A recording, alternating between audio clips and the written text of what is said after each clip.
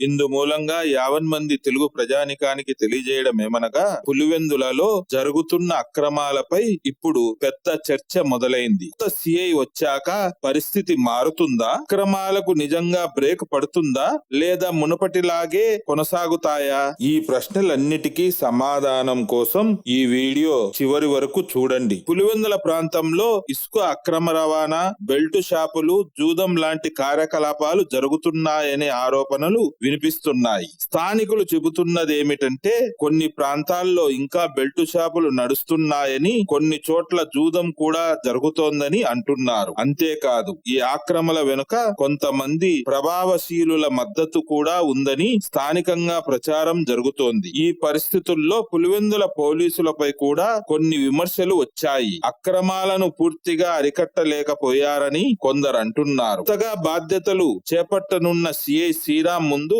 పెద్ద సవాలు ఇదేనని చెబుతున్నారు. ప్రజలు మాత్రం ఒక మాట చెబుతున్నారు, అక్రమాలపై నిజంగా కఠినంగా చర్యలు తీసుకుంటే పులివెందులలో పరిస్థితి మారుతుందని ఆశిస్తున్నారు. ఇప్పటి వరకు సాగుతున్న అక్రమాలపై కొత్త సిఐ ఎలా స్పందిస్తారు? కఠిన చర్యలు తీసుకుంటారా లేక మునుపటిలాగే కొనసాగుతాయా? ఇప్పుడు అందరి చూపు పులివెందుల పోలీసుల చర్యలపైనే ఉంది. మరి పులివెందులలో అక్రమాలపై నిజంగా రాంబాణం పడుతుందా లేదా అనేది త్వరలోనే తెలియనుంది.